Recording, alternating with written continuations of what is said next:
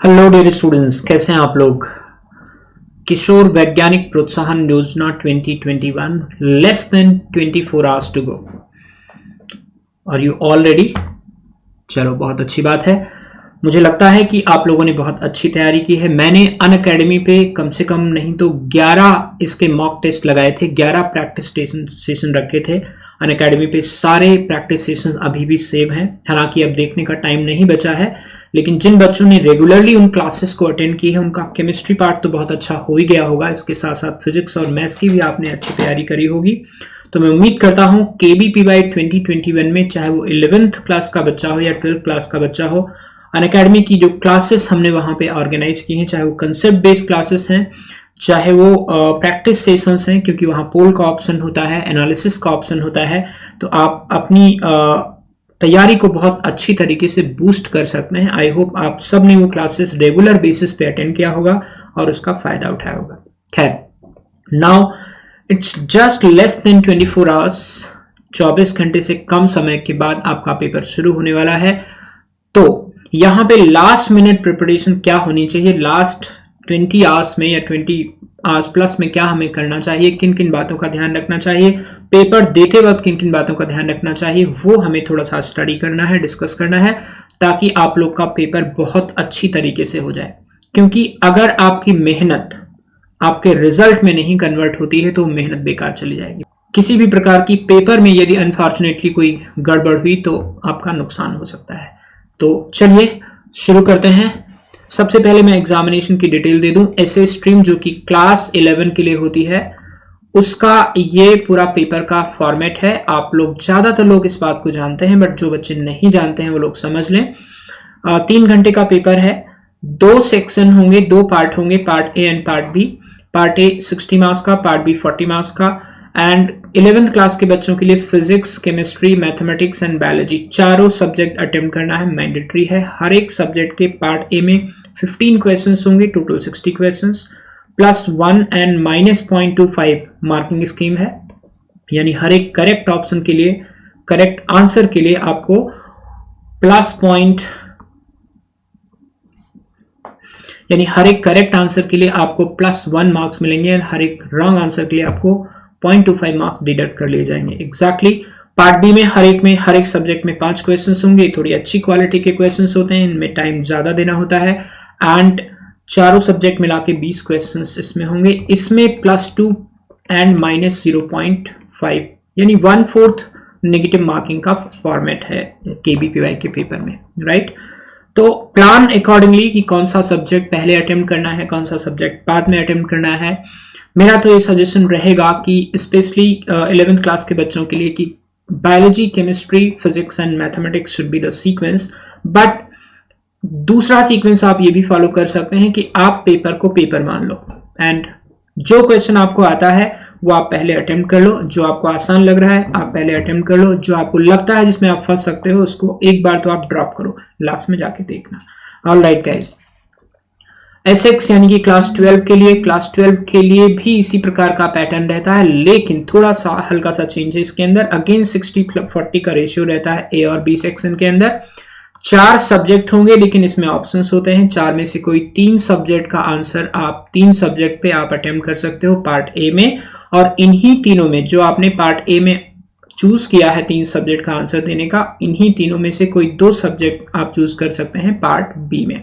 Alright, again marking pattern वही है। Part A के अंदर आपका जो मार्किंग पैटर्न रहेगा वो +1 एंड -0.25, पार्ट बी में +2 एंड -0.5। ऑलराइट गाइस, तो याद रखिएगा इस साल, क्योंकि रिटन एग्जामिनेशन ही एकमात्र एग्जामिनेशन है जिसके बेसिस पे फेलोशिप देने वाली है गवर्नमेंट।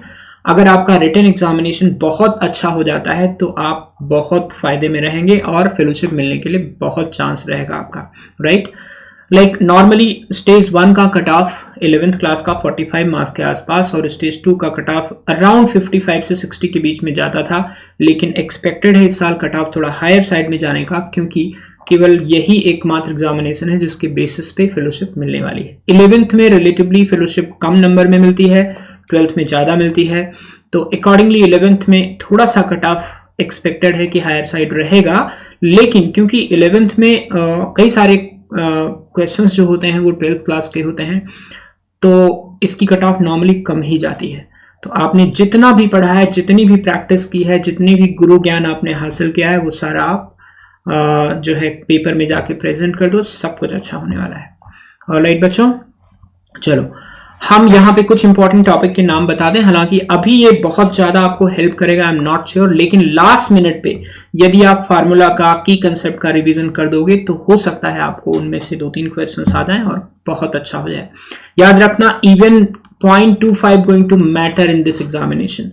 कहीं ऐसा ना हो कि एग्जामिनेशन के बाद आपको ऐसा लगे कि मैंने एक क्वेश्चन नहीं किया होता तो मेरा सिलेक्शन हो जाता, नहीं किया होता इन द सेंस कि जो गलत हो गया। तो गेस वर्क बिल्कुल नहीं करना है। तो जो भी मैं इंपॉर्टेंट टॉपिक आपको बता रहा हूं उनके की कंसेप्ट वापस से एक बार देख लीजिए, बहुत समय नहीं लगेगा। जो आपने फॉर्मूला लिस्ट बना रखा हो, फ्लो शीट बना रखा हो, उसके हिसाब से आप स्टडी कर लीजिए।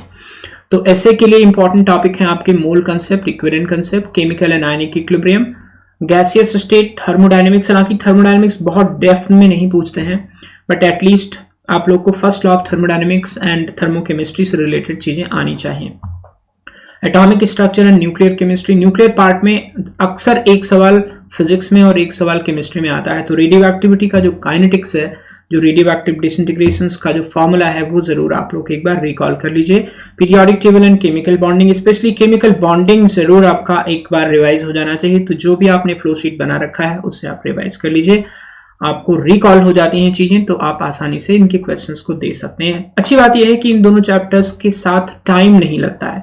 अगर आपको आता है तो फटाफट आपका क्वेश्चन हो जाता है, नहीं आता है तो आप आगे बढ़ जाएंगे। आईपीएससी नॉमेनक्लेचर का अक्सर एक सवाल जरूर आता है ऐसे पेपर में। आईपीएससी नॉमेनक्लेचर पे एटलीस्ट एक सवाल के आने के चांसेस हमेशा ऐसे के पेपर में रहते ही हैं, राइट। जनरल ऑर्गेनिक केमिस्ट्री में इलेक्ट्रॉनिक इफेक्ट्स और उसका एप्लीकेशन, जिसमें हमारा stability of carbocation, carbon anion, radicals, aromaticity, ये ध्यान रखना। ये चार जो important, acidic strength and basic strength, ये जो 4-5 इंपॉर्टेंट टॉपिक है, इनकी अच्छी प्रैक्टिस आपकी होनी चाहिए। आपने किया होगा, बस आप लास्ट मिनट ब्रश अप कर लीजिए, आपका काम हो जाएगा। रिएक्शंस ऑफ एल्कीन पे अक्सर जो है इलेक्ट्रोफिलिक एडिशन हो गया, जिसके अंदर, और इसके अलावा जो आपका अनसैचुरेशन टेस्ट है, लाइक बेयर्स रिएजेंट हो गया और ब्रोमीन वाटर का डीकलराइजेशन हो गया, इस पे अक्सर सवाल पूछा गया है पिछले कई सालों में। तो ये थोड़ा सा एक बार आप ध्यान दीजिए। तो इतने कंटेंट से आपके बहुत अच्छे से केमिस्ट्री में कुछ नहीं तो 17 से 22-21 के आसपास के मार्क्स आ जाएंगे out of 25, right. And these are the important topic in class 12 एसएक्स। केमिस्ट्री के टॉपिक्स की बात कर रहे हैं हम। इक्विवेलेंट कंसेप्ट एंड टाइट्रेशंस, जिसके अंदर एन फैक्टर और लॉ ऑफ इक्विवेलेंट का एप्लीकेशन है। केमिकल एंड आयनिक इक्विलिब्रियम, जिसमें सॉल्युबिलिटी प्रोडक्ट काफी important portion along with buffer solutions and hydrolysis. Gaseous state and thermodynamics, entropy पे थोड़ा सा काम कर लीजिए। Atomic structure and nuclear chemistry, chemical kinetics से एक सवाल अक्सर आता है, इलेक्ट्रो का एक सवाल लगभग पक्का है मान लीजिए। केमिकल बॉन्डिंग का थोड़ा सा एक बार एमओटी पोर्शन रिवाइज कर लीजिए, rest is up to god कौन सा आने वाला है। And isomerism, specially optical and geometrical isomerism आपकी अच्छी होनी चाहिए। हाइड्रोकार्बन में एल्कीन्स और एल्काइंस की रिएक्शन, एरोमेटिक कंपाउंड यानी एल्डिहाइड कीटोन्स की रिएक्शन, एरोमेटिक कंपाउंड के जनरल जो इलेक्ट्रोफिलिक एरोमेटिक सब्स्टिट्यूशन है, कार्बोनिल यानी एल्डिहाइड और कीटोन की रिएक्शंस, एंड कोऑर्डिनेशन कंपाउंड। एक सवाल इस पोर्शन से 100% आता ही है, चाहे वो क्रिस्टल फील्ड थ्योरी हो, वैलेंस बॉन्ड थ्योरी हो, या application of crystal field theory हो, या आइसोमेरिज्म रिलेटेड हो, राइट। तो एक सवाल इससे आने की बिल्कुल लगभग पक्का उम्मीद है, ऑलराइट। तो ये अभी इनको बहुत डेप्थ में जाके स्टडी नहीं कर सकते लेस देन 24 आवर्स में, लेकिन आप लोगों ने अब तक फ्लो शीट जरूर बनाया होगा चैप्टर्स की, तो बस लास्ट मिनट रिवीजन कर लीजिए ताकि आप फार्मूला रिकॉल कर सकें जिस समय क्वेश्चन आपके सामने हो। ठीक है बच्चों। Now 5 very important point to boost your performance, right, to get a best performance out of you. First of all, analyse the frequent mistakes and work upon it. आप ये ध्यान रखना कि आपसे कौन सी गलतियां होती हैं, जैसे बहुत बच्चे बहुत कैजुअल तरीके से क्वेश्चंस को पढ़ते हैं। ये बात ध्यान रखिएगा केबीपीवाई एग्जामिनेशन देते वक्त कि आप पूरा क्वेश्चन अच्छे से करें, पढ़ें और एनालाइज करें, आंसर दें, है ना। टाइम मैनेजमेंट यहाँ पे बहुत इंपॉर्टेंट है। हर एक क्वेश्चन का टाइम पहले से फ्रीज कर लीजिए कि जैसे आपके पास 1 घंटा है एक सब्जेक्ट के लिए, जैसे मैं क्लास 12 की बात करूं तो एक सब्जेक्ट के लिए 1 घंटा मिलता है, क्लास 11 के लिए बात करूं तो 45 मिनट मिलता है। तो जैसे क्लास 11 के लिए बात करें तो बायोलॉजी में आप कम समय दे सकते हैं, केमिस्ट्री में आप थोड़ा कम समय दे सकते हैं, फिजिक्स मैथ्स में आपको ज्यादा टाइम लगेगा। तो मेरा एडवाइस यही रहेगा कि बायोलॉजी आप पहले कर लें। अगर आपका बायोलॉजी अच्छा है तो भी, नहीं है तो भी, जितने क्वेश्चंस आपको टारगेट किए हुए हैं वो आपके यहाँ पे हो जाएंगे, इसमें सबसे कम समय लगेगा। देन आपका केमिस्ट्री, देन आपका फिजिक्स, देन आपका मैथ्स। ये आपका आइडियल सीक्वेंस होना चाहिए। लेकिन ऐसा ना हो कि मैथमेटिक्स पे आते आते आपके 3 घंटे खत्म हो गए। मतलब लेट्स से, अगर मैं बहुत आइडियल तो नहीं लेकिन रफली बात करूं तो लेट्स से बायोलॉजी पे आपने 40 मिनट दे दिया, केमिस्ट्री पे आपने 50 मिनट दे दिया, फिजिक्स एंड मैथ्स का मिला करके रिमेनिंग टाइम दे दिया।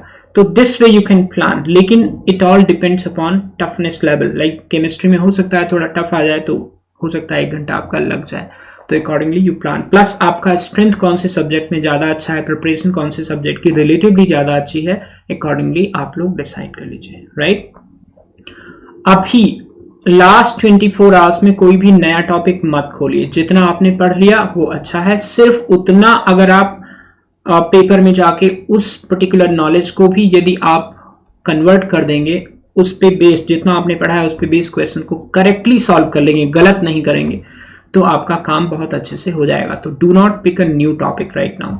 Revise by flow sheet, flow chart and formula list. हमने जैसे केमिस्ट्री में एक ऑर्गेनिक के अंदर मास्टर रिएक्शंस का एक कॉपी बना रखी है छोटी सी, तो सब बच्चों ने बना रखी होगी। तो उस कॉपी से आप नेम रिएक्शन स्पेशली याद कर लीजिए और उनके छोटे मोटे मैकेनिज्म रिलेटेड इंपॉर्टेंट पॉइंट को just last minute brush up कर लीजिए, राइट।